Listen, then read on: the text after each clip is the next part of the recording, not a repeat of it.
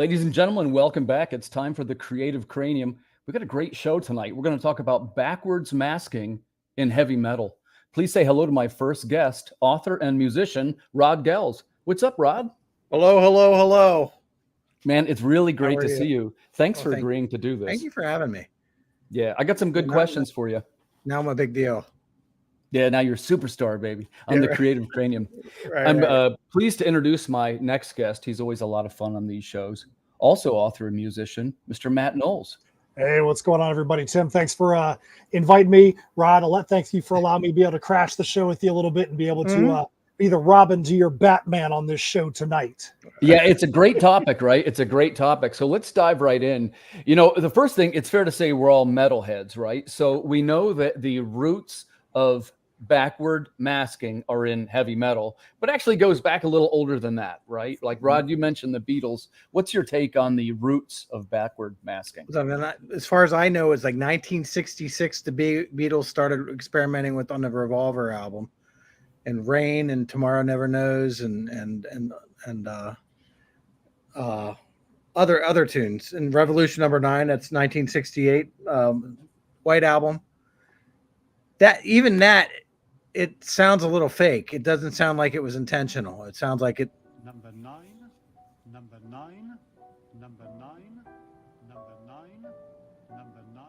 So this is the Beatles trying to be uber arty on their White Album.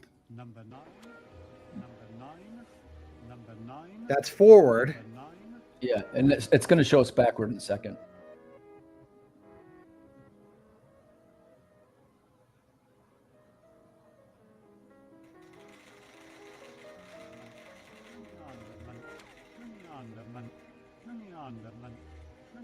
So if you'd spin the record backwards when I didn't do this.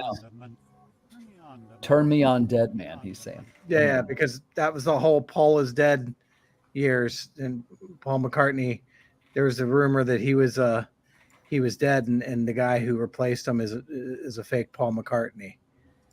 That was like Beatle stuff in the 60s. One of the first examples of sort of some subversive media. Yeah. Right. Right.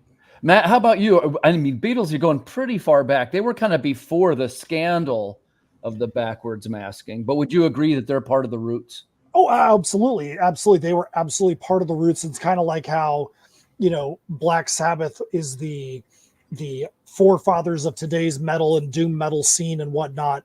The Beatles and things back in the late 60s, early 70s was what brought about the explosion and the hysteria for the satanic panic in the 80s and 90s, where if you look at most of the bands, and I think Rod, you probably would agree, most of the bands and most of the songs that were earmarked and were pulled on by the satanic panic, most of it came from the 60s and 70s in rock. Well, there wasn't a whole lot of stuff in metal because metal was like, look, we don't need to say stuff backwards. We're just going to be we'll say it frontwards. Yeah, we're going to say it frontwards, and we're going to say some of the most divisive stuff. I mean, you take a lot of metal songs, especially like the worst ones, you play it backwards, you're probably getting them talking about flowers and Play-Doh. Who knows? Right. Yeah. So my first introduction to this was, I remember as a child, I would walk down 5 houses down to my best friend's house, and they had a Jim and Tammy Faye Baker poster on the refrigerator, and they said that they would no longer allow their son to be with me because they were taking records and spinning them backwards, and they played Stairway to Heaven, and it said something, and I don't know what it said. They heard something on the PTL club that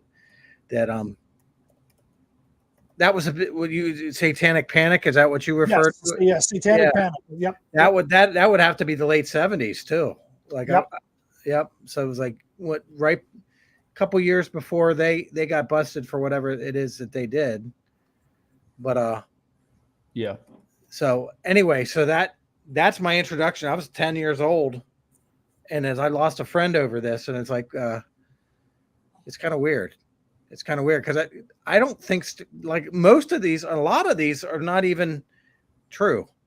Yeah, I want to jump in and say I do think that most of them were a hoax. Like Rod mentioned one of the ones earlier, which was the Iron Maiden example, right? And before we get into the serious ones, I figured we talk about some of the not quite as serious ones. And this one has the, you guys remember this? My first Iron Maiden album.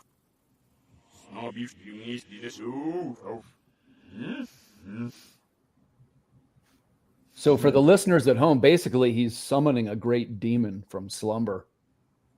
No, it's like they're kidding around in the studio, right? And he's saying, don't meddle with things you can't understand. Because it was a gag at the time. The satanic panic was already a thing. And Matt was exactly right. I can remember when they would burn Iron Maiden albums in like stadiums and things. That album was not the one I just showed. It was Number of the Beast, which was perceived as being their satanic album. But again, really more of a story than anything satanic. What I was starting to point out is I think a lot of it's sort of overblown.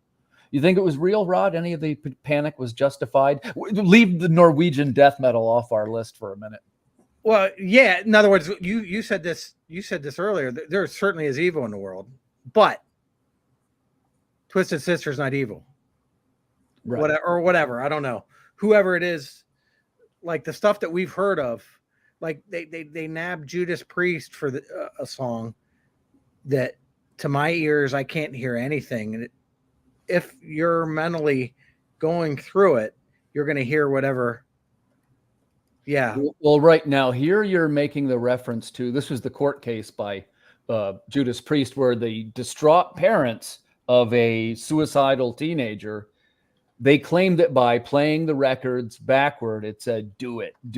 And that it encouraged this unfortunate young man to take his own life, which, as Rod kind of said, you know, better by you, better than me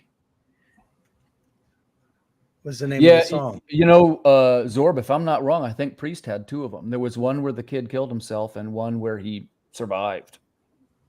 Okay. Pretty sure.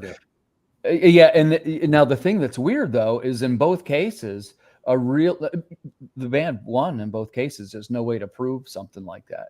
You remember that, Matt? That when they had the court case for, I remember all that stuff. I was on both sides of that, being caught up in the satanic panic on one side, and then being able to see how completely silly it was on the other side. Like Rod said, there's evil in the world, and there's people that want to do harm, and there's people that want to spread that.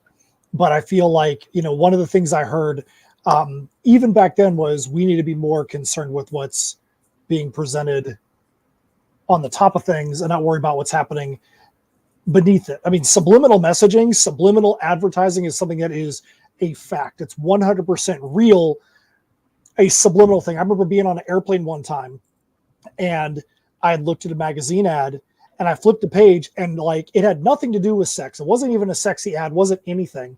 And I turned the page. I'm like, why did my brain just think of sex right then? And I turned the page back and looked, and in the background, in the, you know, very subtly in the blues and the pinks in the background behind this ad were the letters SEX just all over the place. And there is government legislation about making sure that there's not subliminal advertising. So like you legally can't subliminally advertise for something. Advertising has to be done in the conscious. So I think there's times when it comes to backwards masking that people are like, yeah, there is subliminal stuff. So all this stuff in backwards masking is true. No, kind of like Rod said earlier, a lot of this stuff becomes, I don't want to say hysteria, but it becomes me saying, Tim, Rod, listen to this song. It says this thing. What's like a negativity bias. Yeah. Now that I've given you the suggestion about what's there, you might hear it because I've said for you to hear it. Right. Yeah. Agreed. Yeah. And you said it right too when you say hysteria, because like people were riled up about this, and this was not too many years after the Dungeons and Dragons satanic panic. The one came a little bit after the other, but I remember for real when they were burning the album covers, and it was like a thing. And there was even sort of a movement of people that were saying things like, well, hold on a second. If it was really satanic, they probably have a much more subtle approach than these monsters standing on the front of album covers. This is very, very theatrical. You know, we're a lot of this even goes, talk about this, what is Satanic Panic, which I never heard of until today, but it makes sense. They did that with Beatles and Elvis earlier too. Yeah, it's like they took the albums. It's like apparently the first generation of rock and roll scared people. It was scary because it did all the things, and it did all the things that riled people up in ways that now this was intentional. I think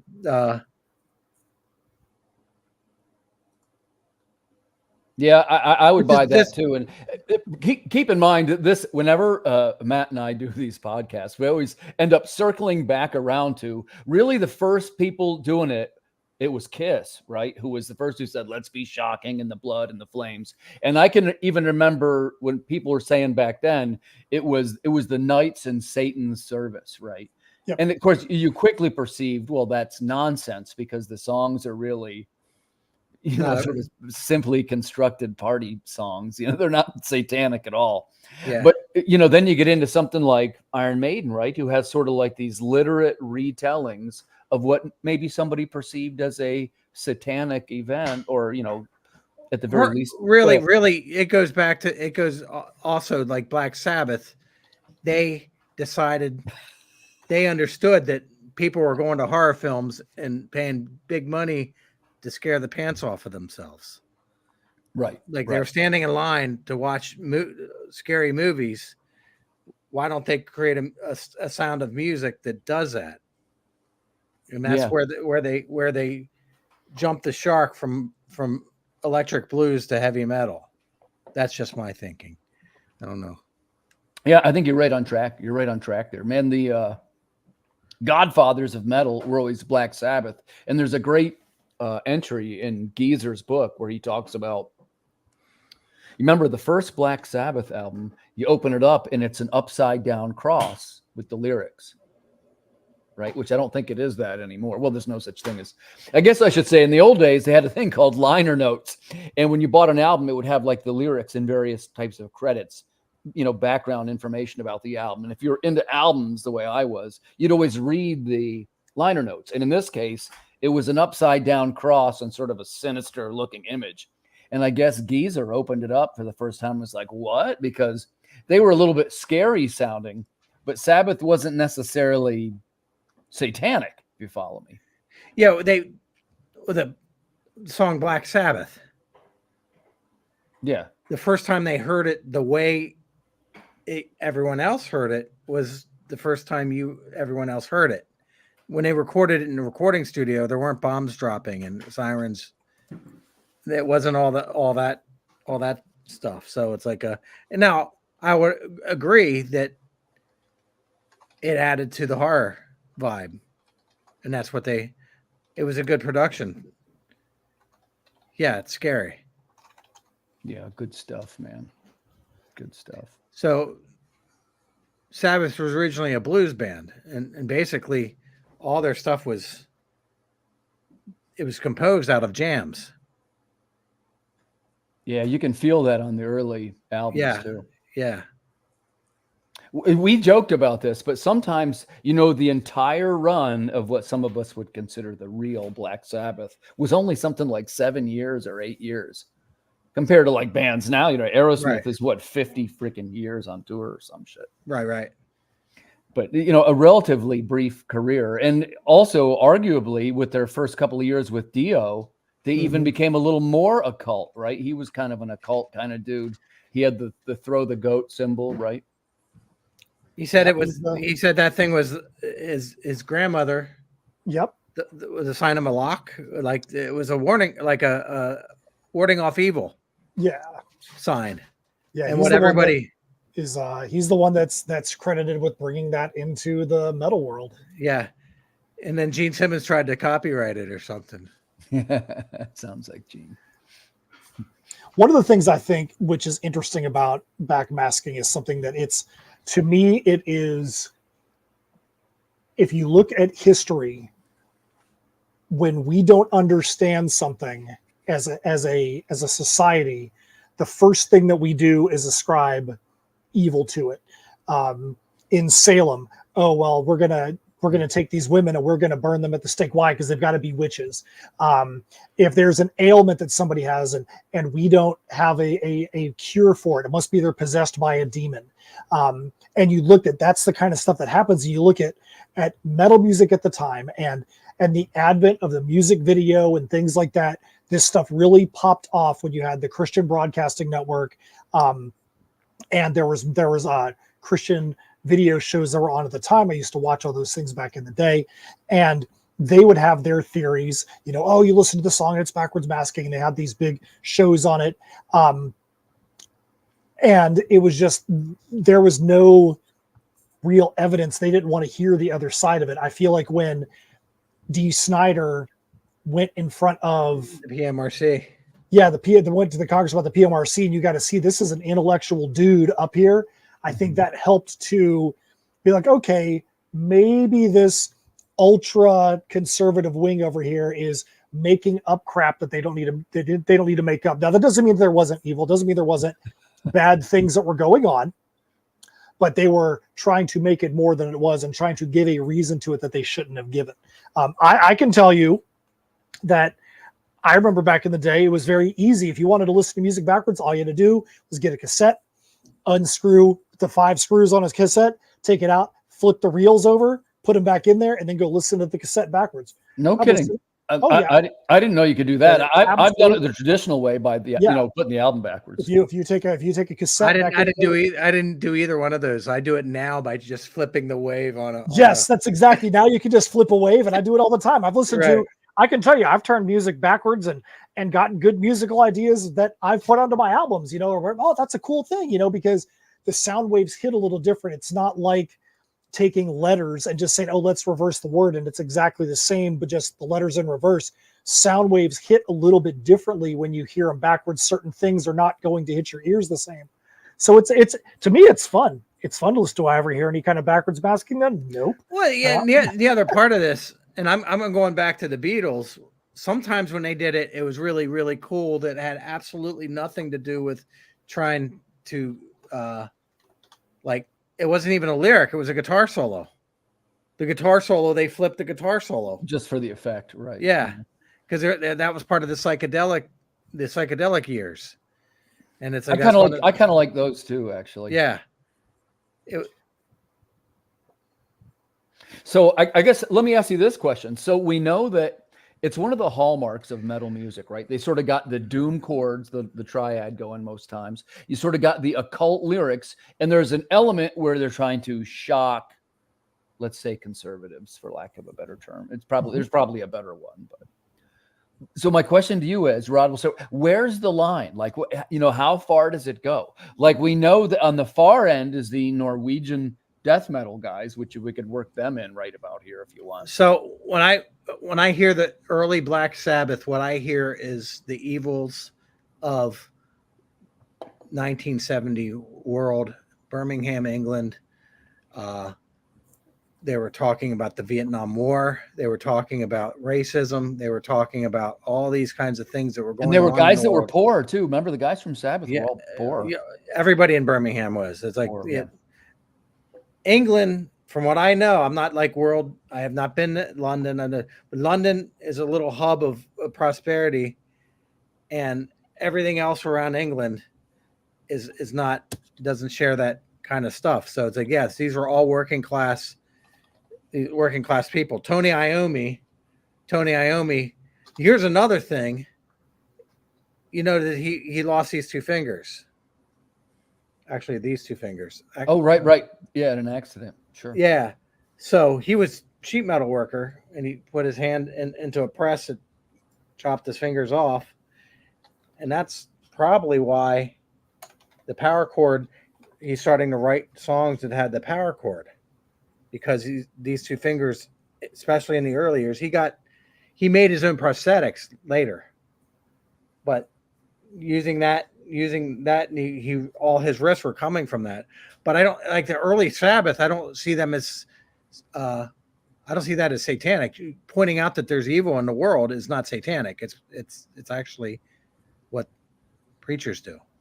Yeah. And later on down the road, See, I don't even like Dio. I think Dio's talked about very big things, and it's like illusions, and he was, I think, a more intelligent. And some people are going to disagree with me because you're two camps, either the Ozzy years when Geezer wrote the lyrics, or Ronnie James Dio. But I like Dio's lyrics. You know, he took a lot of heat for that because everything's dragons and rings and kings. But it's like, but it's cool, right? That's what makes him Dio. But the heaven and hell, Classic. the fight between morality, those are thinking man's metal lyrics. Rainbow in the Dark. Good stuff. Okay. Those kinds of themes that he came up with, that somebody who was like myself, who was 15 or 13, 14 years old, needed to hear, that you may not see what you can be and the power that is within you to be something that you can't really picture now. But that's the kind of empowerment I'm grateful for. So, but I'm not even going to address it. I don't know about the burn the churches kind of people. Oh yeah, I can. Yeah, let's work that into the conversation, right? Yeah, because on the one hand, let's remember we came into this kind of saying things like, and this is going to be your question, Matt. We came into this kind of saying, hey, well, the backwards masking, Satan, this is all a hoax, kind of, and really it's a stunt, sort of like drama to sell records, right? Drum up controversy. That said, there are fringe elements that are so satanic it would just scare the pants off any of us. Mostly I'm talking about the Norwegian death metal murder guys. Yeah, the Norwegian black metal scene from the early 90s. There's actually tons of documentaries. I actually just did an interview with Rory Culkin, who is part of the Culkin family of actors that got to play Euronymous, Euronymous is one of the main figures in the Norwegian black metal scene, who actually murdered one of his bandmates and then got murdered himself. And he was in the band. Oh my gosh, I can't believe that I'm even forgetting the name of the band right now. It's but he was in one of the movies most recently, and that stuff there is one of two things. Part of it is to piss off the Christians that are out there, but you have to go a little bit back, and part of that started because you're talking about Norway and Sweden and the Christians coming in, and the Crusades, and taking their holy grounds and building churches on top of it, and being pissed off at these people that were the invaders. And that's where a lot of that came from. It's not coming from, going down to the local Baptist church on the corner of your street in America and that kind of culture. It's coming from a different kind of culture there. But it's not like Mississippi in the 50s. Where they're planting bombs in churches and killing innocent people. Is that what you're saying? Well, what I'm saying is that it's coming from a different perspective. But yes, there was a lot of church burnings. Like, they actually would go and burn down churches, and they would, and there was people that did die in these situations. But Mayhem was the band. Mayhem. Oh my goodness, I can't believe that I forgot that. Just one of those late night things. My brain just forgot it. But the thing about that is, the reason why they're a part of this is that was them saying, we don't want to even be subtle about this. We don't want people to question what we're about. We are the most evil, the most dark. And if you look at the band Mayhem, you go back and look at like their original lead singer, his name was Dead. Some of the stuff that guy was into, that dude was messed up. The dude was messed up. And it's one of those things where there's enough evil out there that people don't need to be trying to uncover every rock to say, is this evil? Is this Christian? Is this satanic? And I think that there was far too much of that happened back in the day. I used to be somebody that would do that, and I have completely, I don't do that anymore, because I can tell you right now, some of my best friends in the music scene are people that are completely anti-Christians, but they are the nicest dudes you'll ever meet, and that's just their opinion. That's the art they create, and that's okay, because that's the art they're creating. I think as an artist, you have a responsibility, and you can interpret that however you want. I know for myself, for Steph, for Insymmetry Creations, for everything we do when it comes to Heirs of Isildur and Tales from Nocturnia, all the metal music that I've written, music is something that is one of the only forms of entertainment where you will listen to that and consume that form of entertainment over and over and over again. You take your favorite song and you've probably consumed that piece of media 100, 1,000 times more than any movie, than any comic, than any graphic novel. If you can recite the lyrics over and over again, if you can, then that is, and that's what's going into your brain, and that's stuff that could be influenced. So I think as an entertainer, you think about that. Well, yeah, I think there is something to be said for that. Is like you got to be careful about. I don't know about being careful. Yes, what you put in your head is but I'm not conservative about it. I'm just there's some things that I think are just dumb. Yeah. That doesn't have anything to do with religion or whatever.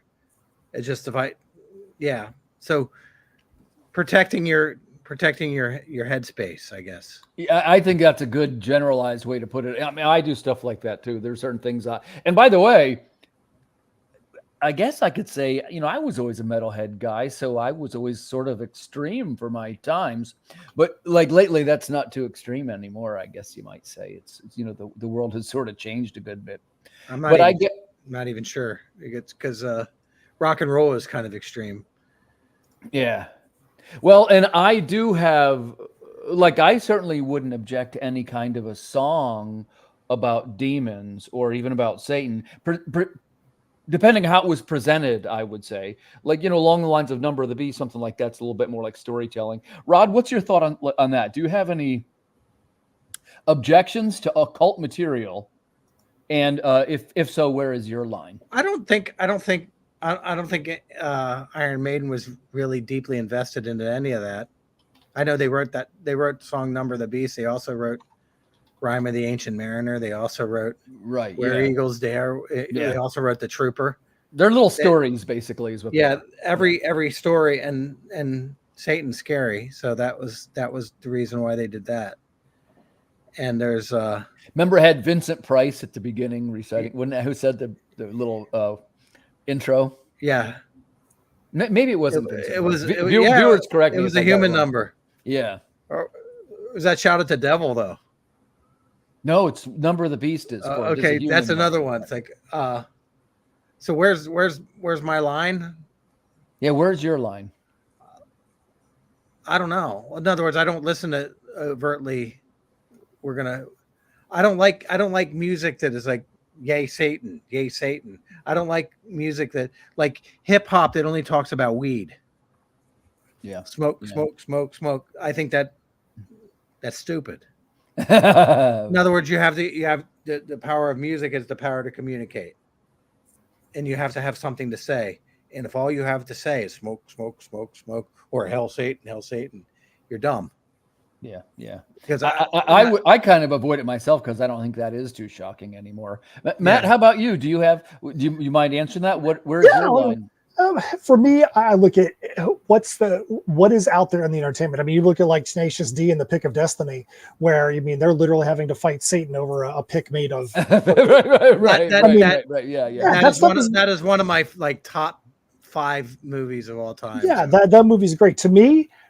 Across the board, I think that my line. It doesn't mean I won't consume it ever, but if it's overtly based on hate, if it's overtly based on saying because you are this, then I hate you, or anybody that's like this, then you're a piece of crap. In any kind of media, I'm not down with that kind of stuff. That's not what I'm about. So I don't like it when that's out there in media. I can say that sometimes, especially if it's a band where their music is so good that I can't not listen to them, then it's hard for me to put them down. Kark Angren is a great example. If you've ever heard Kark Angren, they're from Scandinavia, one of the best bands I've ever seen live. incredibly intense extreme black metal band. And they write some very theatrical songs, but some of their songs are theatrical and really like there's a song they have called Charlie that's about people playing with a Ouija board that shouldn't, and they invoke a demon that first says that they are a friend, but by the end of the song, they're definitely not friend, they're definitely a foe. And the things that this demon is saying in the song are, in my mind, I mean, they're kind of unnecessary to even be said in a song, but that was what they wanted to put in the entertainment. But I have a hard time sometimes listening to that just because it's unnecessary when you get to the point of just right being gratuitous. And so to me, that's where a lot of lies. If it just is gratuitous for gratuitous sake in any form, sometimes I'm like, does it really have to go that far? That's just my personal. That's a great point, Matt. And I will say, because I have one that's kind of like that, and Rod mentioned it earlier. And mine, because I actually like all their musicians and stuff, but their subject matter, I'm talking about King Diamond. You know what I'm talking about, right? Yeah. He scared the bejesus out of me back in the day. Right. Like the rocking chair and whatever video that was. It's like, yeah. And I don't. And honestly, a great band. They sound terrific, if you ask me. And yeah. I will tell you that, I dig the arrangements. I like the guitars and stuff. But then he comes in with these. First of all, it's the really crazy falsettos, right? Oh, yeah. His vocals are unreal. Yeah, it's all haunting and weird. And then on top of that, the lyrics, if you've ever read some of these lyrics, it's just, oh my God, they're like over the edge Satanism. Right. Like, for example, don't break the oath. You know that one? Don't break the oath. Yeah, it's hardcore stuff. So that's part of my question, which is, to me, that's kind of exceeded. Like, if somebody say, well, is at least in good taste? I'd say it's probably not. But I mean, I like it anyway, right? Like, I do tend to gravitate toward certain types of music. I don't know if, Rod, let me ask you this. If the musicians were all really great and laying down this terrific groove, if the singer was something totally objectionable, could you still view it? Here's the thing. Okay, and I'm different than probably both of you. If I don't like the singer and what he's saying, I'm angry. There are bands that have really cool music going on. Now, also, I don't like what I view as a cliche. If I can't hear what you're singing, you're a coward. In other words, I want to hear the words and the ideas that you're coming up and the stories that you're telling. I want to hear that. Okay. But also, like, and I sound like a grumpy old man when I say this, and it's like we have every one of us, if we have our biases. Like, if I can't understand your voice, and there's a lot of that in extreme metal forms, then the singer can ruin it for me, to answer your question. Okay. Due to the way he sings it, he may say something stupid, or he may say something completely unintelligible. Okay. Or he just says, yeah, the singer can absolutely destroy a song. Okay, I buy that. Matt, how about you? Do you have, if you really like the band, can you accept a singer that's, maybe he's a good singer, but it's really the content that you're objecting to? Yeah, to me, it's normally the content, but I can tell you that, like, I do listen to a lot of extreme music. I listen to a lot of, and even myself, I produce a lot of music that's got extreme vocals in there. But I understand where you're getting at, Rod. I can tell you when I record, even though I sound like an angry bear thrown into a blender, I'm definitely saying and enunciating every single word, because I agree with you. There's lyrics that time and effort have been put in there, and I want people to be able to say, hey, I appreciate what you said there. I also understand that understanding extreme vocals can be a skill. So that's why we always make sure that the lyrics are out there too, for somebody that doesn't want to have to discern and decipher what's there. But I can tell you the first time, like a band, like a good example, a band like Dimmu Borgir. If you've ever heard them, I probably would not have ever picked them up and listened to them, specifically because of their marketing and because of the way that they showed themselves on their earlier albums, and Throne, Darkness, Triumphant, things like that. But one day, a guy I was previously working with, who was also metal, we had an office that we could play whatever we wanted in, and he was playing this stuff, and I'm like, dude, this is really good, man. I'm like, who is this? He's like, oh, it's the new Dimmu Borgir album. I'm like, well, crap. I'm like, I guess I'm a Dimmu Borgir fan now. I've actually seen him play live. It doesn't mean that I'm down with what a lot of their concepts are, just because they are shock in that respect. But from a musicianship standpoint, I could not in any way, say anything bad about their musicianship, because it's incredible. So I try to come back and look at it sometimes from a clinical perspective. Clinically, are these people musicians that are so good that my brain's like, bump with their messages and just listen to the art form. And so there are some people like that. But, again, to make a long answer longer, when Rod talks about, when people are saying stuff that's stupid, I have a hard time when it's music that is so far one way or the other, whether it's religious, political, whatever, where it is designed specifically to be like, I just want to preach this at you, and the music behind it is secondary, just as a trick to make sure that I'm pumping propaganda into your head. It doesn't matter what the propaganda is, I'm going to have a problem with that. Yeah, I'm highly resistant to propaganda. Yeah, my whole family's that way, so I buy that one. So hey, I wanted to talk a little bit about some arrangement questions, right? Like we were talking, one of the hallmarks of typically all the great metal songs is they have sort of like these epic parts. And I wanted to ask Rod while he was here, because we've been talking about this classical part. Like, how do you come up with the arrangements for the guitars? Like let's go to some technical things, right? If you have harmonies, are they fifths? Are they sevenths? How do you make the harmonies? Chord tones. A lot of times I start with chord tones, and then if it's single note stuff, but a lot of what you're into, the lower half is arpeggiating on chords. The upper half is maybe you can arpeggiate on chords on the upper half, and then put a melody in the middle, and then find a harmony for that. And it's not always fifths, it's not always fourths, but chord tones is where I start. And then, hey, you cover this in your book series? I don't, but I would absolutely create a class that dealt with it. Yes. Let's take a second, and actually, when I take a second, this is actually be 2 minutes and 2 seconds. Let's listen to the song, and we'll discuss the parts of it. Matt, I think you might have seen this, but this is the Cryptid song. The assignment here, it is a 50s sci-fi movie theme that goes. Oh, absolutely have. Absolutely have. Yeah. Let's take a listen.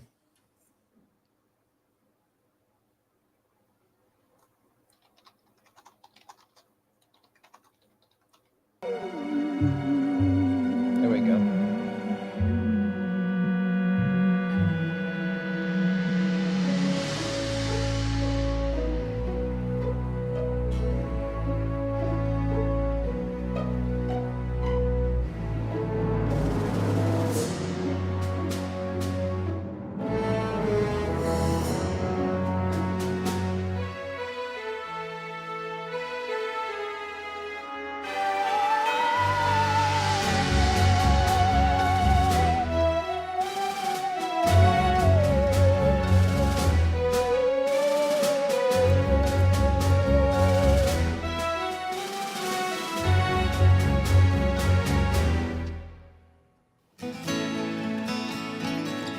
That's nice. I like that.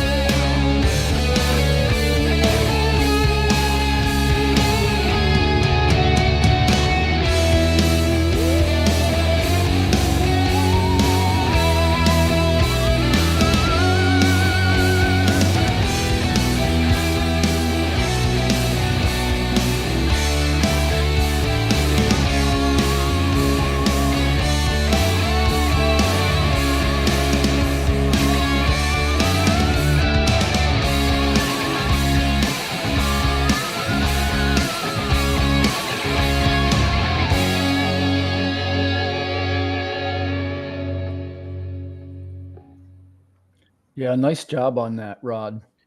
Now we gotta give credit. Yeah, it's a shame that to James couldn't be here. Give him a shout out. James Klippel, because when we were working on the acoustic stuff, it's like he's the guy. We have a good working rapport. It's like he's like, okay, try this down there, try that up there. I trust his musical. Let me ask you this, because I want to ask you an interview question about this project. Mhm. Why do you think that we match with James? Because you and I do, but we don't share a whole lot of cultural touch points. Yeah, James.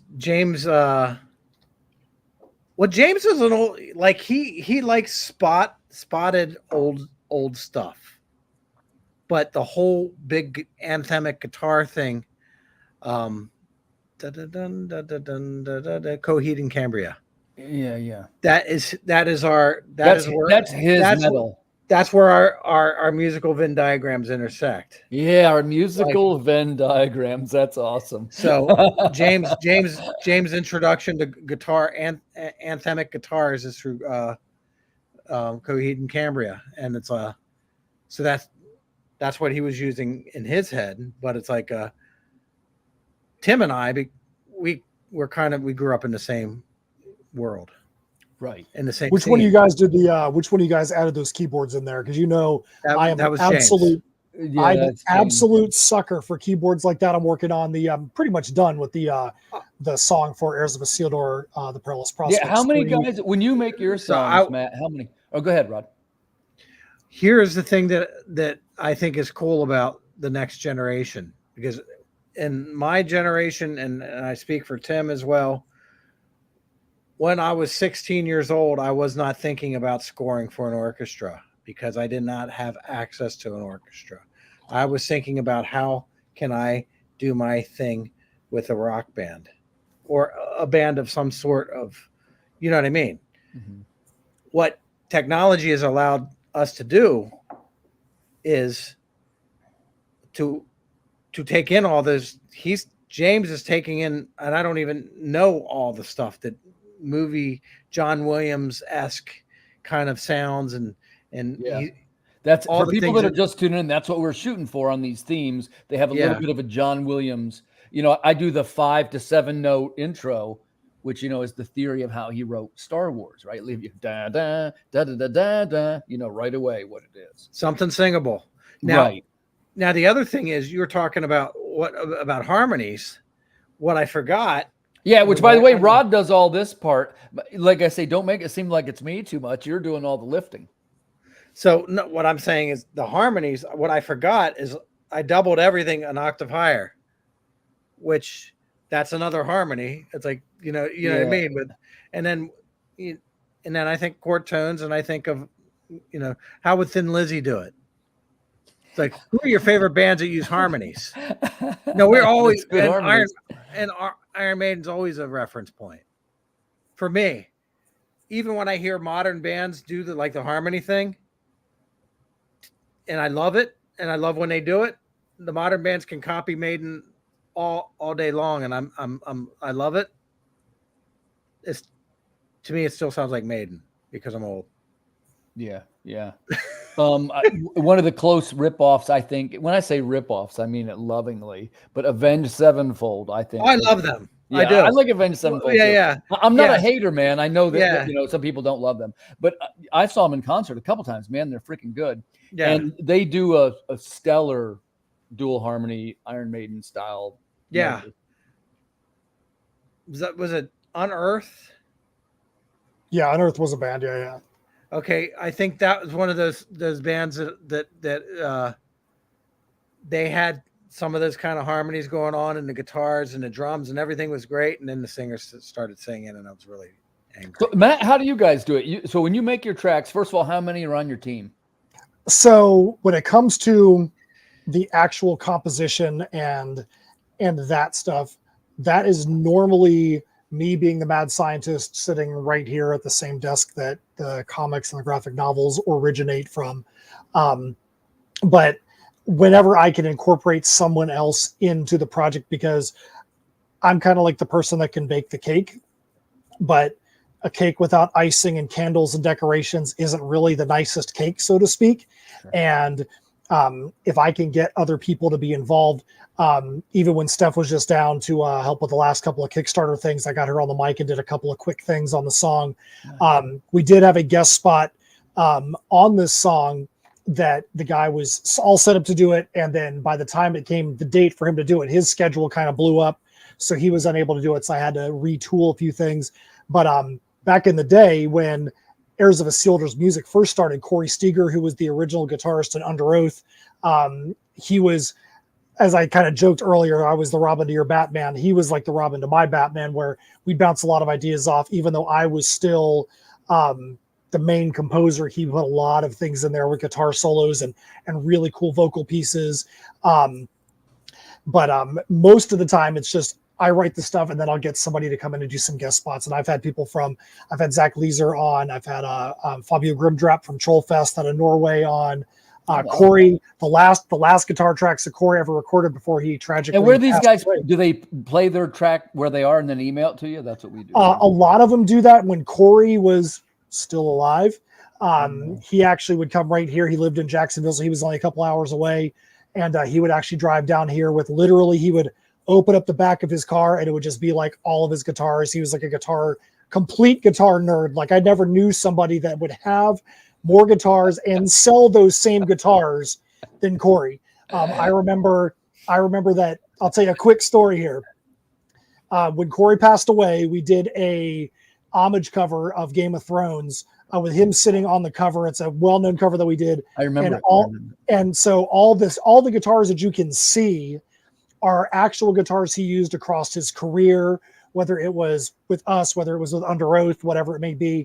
And he's holding a candy apple red, just a Strat looking guitar in the front, which is very much not what I normally do. I normally got much more intense looking guitars. But one time when he came down to record, he brought this guitar with him back 8 years ago.